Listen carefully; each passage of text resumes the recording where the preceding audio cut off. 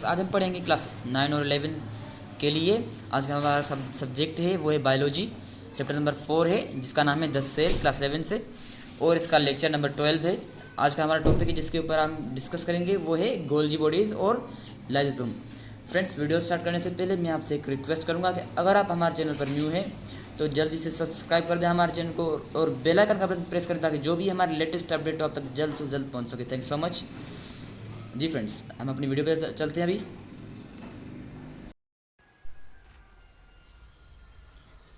जी friends, आज का हमारा टॉपिक है वो है गोल्जी अपैरेटस और लाइसोसोम। सबसे पहले हम डिस्कस करेंगे आज गोल्जी अपैरेटस को, उसके बाद हम डिस्कस करेंगे लाइसोसोम्स को।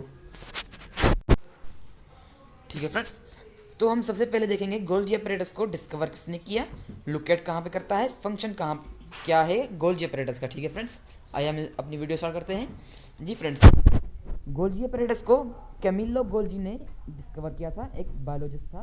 ठीक है, और उसका दूसरा नाम क्या है, गोल्जी कॉम्प्लेक्स है, गोल्जी बॉडी भी कहा जाता है। अब यहाँ पे गोल्जी अपैरेटस कहाँ पे लोकेट करता है। ठीक है, गोल्जी अपैरेटस किसके पास नियर होता है, एंडोप्लाज्मिक रेटिकुलम के नियर होता है, मतलब करीब होता है, उसके बिसाइड होता है। ठीक है, एंडोप्लाज्मिक रेटिकुलम के बिल्कुल अटैच होता है।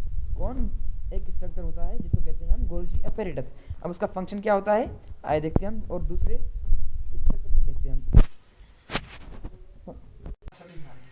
जी फ्रेंड्स, अब यहाँ पे एक स्ट्रक्चर्स होते हैं जो कि फोल्डिंग स्ट्रक्चर्स होते हैं जिसको कहते हैं हम सिस्टर ने। ठीक है फ्रेंड्स, मैंने लेबल कर दिया है, और उसके बीच का कुछ स्ट्रक्चर होता है जिसको कहते हैं हम ल्यूमेन। ठीक है, और इन्हीं सिस्टर ने से कुछ स्ट्रक्चर्स राइज होते हैं जिसको कहते हैं हम न्यूली फॉर्मिंग वेजिकल्स। अब यहाँ पे वेजिकल्स का मतलब क्या होता है, वेजिकल्स वो स्ट्रक्चर्स होते हैं जिसमें कि हमारे एक मॉलिक्यूल्स जो होते हैं फ्यूज़ करते हैं, किसके साथ, वेजिकल के साथ मॉलिक्यूल्स फ्यूज़ करते हैं, जो कि कहाँ से आते हैं, कहाँ से आते हैं, एंडोप्लाज्मिक रेटिकुलम से आते हैं, और मॉडिफाई होने के लिए गोल्जी अपैरेटस में आते हैं। ठीक है फ्रेंड्स, उम्मीद है आपको समझ आ गया होगा। अगर कोई आपका सवाल है तो आप कमेंट बॉक्स में ज़रूर कीजिएगा। Thank so much. अब देखते हैं कि वो क्या होते हैं वेजिकल सब्सटेंस। ठीक है, अब यहाँ पे सेक्रेटरी वेजिकल्स होते हैं। ठीक है, एक स्ट्रक्चर्स होते हैं, उसमें कुछ मटेरियल्स होते हैं। ठीक है, अब यहाँ पे जब वेजिकल्स कुछ मॉलिक्यूल्स को मॉडिफाई करता है तो उसमें क्या होता है, सेक्रेटरी वेजिकल्स में क्या होता है, ठीक है, उसमें कुछ मटेरियल होता है। ठीक है, जो कि प्रोटीन से बना होता है, कुछ दूसरा मटेरियल होता है। ठीक है फ्रेंड्स, उम्मीद है आपको समझ आ गया होगा। अगर कोई आपका सवाल है तो आप कमेंट बॉक्स में ज़रूर कीजिएगा। Thank so much. पहले हमने क्या पढ़ा कि गोल्जी अपैरेटस को कैमिलो गोल्जी ने डिस्कवर किया। उसके बाद हमने पढ़ा कि गोल्जी कॉम्प्लेक्स भी कहते हैं गोल्जी अपैरेटस को, गोल्जी बॉडी भी कहते हैं गोल्जी अपैरेटस को, और उसके बाद हमने पढ़ा था कि हमारे जो फोल्डिंग कुछ स्ट्रक्चर होते हैं उसको कहते हैं हम सिस्टर ने। ठीक है, और उसके बीच का जो हमारा स्ट्रक्चर होता है उसको कहते हैं हम ल्यूमेन, और कुछ उस सिस्टर ने पे कुछ हमारे स्ट्रक्चर्स बनते हैं जो कि जिसको कहते हैं हम न्यूली फॉर्मिंग वेजिकल्स। ठीक है, अब इस वेजिकल्स का क्या होता है, मतलब कि जब भी हमारे मॉलिक्यूल्स एंडोप्लाज्मिक रेटिकुलम से निकलते हैं मॉडिफाई होने के लिए तो वो फ्यूज होते हैं किसके साथ, इन सिस्टरने के साथ। ठीक है, तो वो उनको मॉडिफाई करके वेजिकल्स बना देता है, और वेजिकल्स में क्या होता है, कुछ स्ट्रक्चर्स होते हैं, उसमें कुछ मटेरियल होता है, किसका, किस चीज़ का, कुछ प्रोटीन्स होते हैं, कुछ किसी और तरह के होते हैं। उम्मीद है आपको समझ आ गया होगा।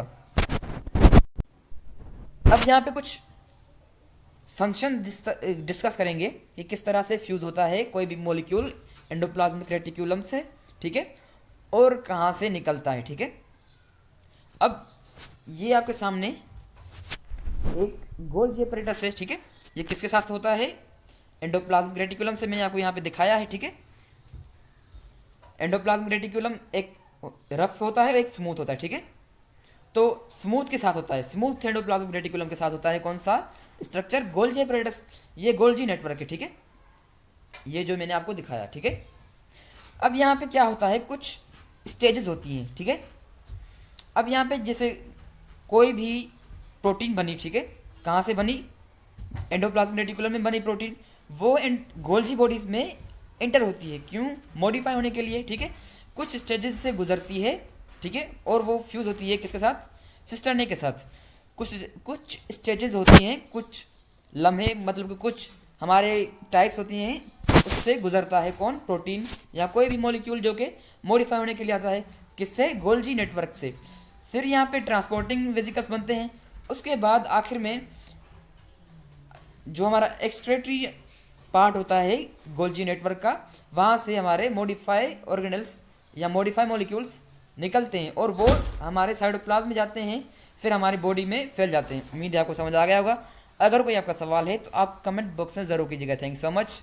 तो सबसे पहले हमें पता होना चाहिए कि लाइसोसोम होता क्या है। आइए हम डिस्कस करते हैं। लाइसोसोम एक साइटोप्लाज्मिक ऑर्गेनेल होता है और मेम्ब्रेन बाउंडेड सेल ऑर्गेनेल होता है। ठीक है फ्रेंड्स, मेम्ब्रेन बाउंडेड और सेल ऑर्गेनेल का मतलब क्या होता है, सेल मेम्ब्रेन के अंदर होता है। सेल मेम्ब्रेन उसकी मेम्ब्रेन होती है, मतलब मेम्ब्रेन के अंदर होता है। उम्मीद है आपको समझ आ गया होगा।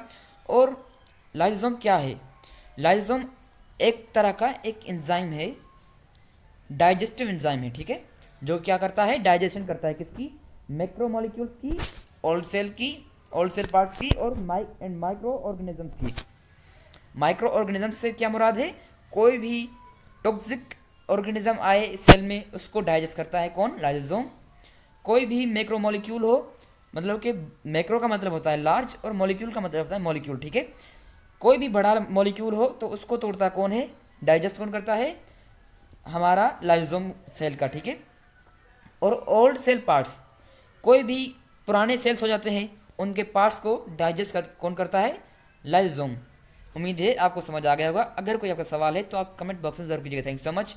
आगे चलते हैं हम फंक्शंस के ऊपर और कुछ देखते हैं। जी फ्रेंड्स, अब यहाँ पे देखते हैं पहले कि लाइसोसोम बनता कहाँ पे है।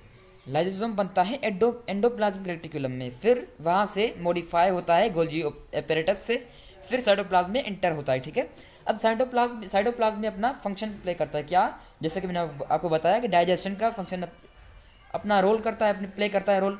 ठीक है, वो कौन कौन सी डाइजेशन करता है, माइक्रो मॉलिक्यूल्स की, ओल्ड सेल पार्ट्स की एंड माइक्रो ऑर्गेनिजम्स की। ठीक है, मैक्रो मॉलिक्यूल्स क्या है, जैसे कार्बोहाइड्रेट्स हो गया, जैसे लिपिड्स हो गया, जैसे प्रोटीन्स हो गए।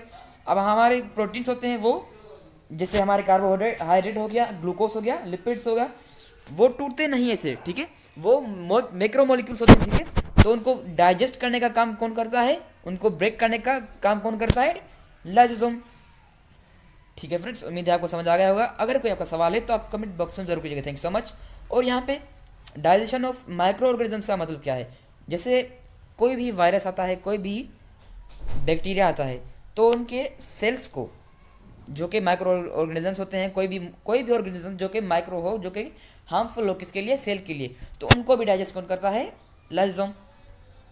ठीक है, और कोई भी सेल बॉडी का जो कि टॉक्सिक हो जाए किसी की वजह से, किसी भी ऑर्गेनिज्म की वजह से, तो सेल को भी डाइजेस्ट कौन करता है, लाइसोसोम करता है। और अपने ओल्ड सेल पार्ट्स को डाइजेस्ट कौन करता है, लाइसोसोम करता है। उम्मीद है आपको समझ आ गया होगा। अगर कोई आपका सवाल है तो आप कमेंट बॉक्स में जरूर कीजिएगा। Thank you so much. और लाइसोसोम क्या होता है, डाइजेस्टिव एंजाइम होता है।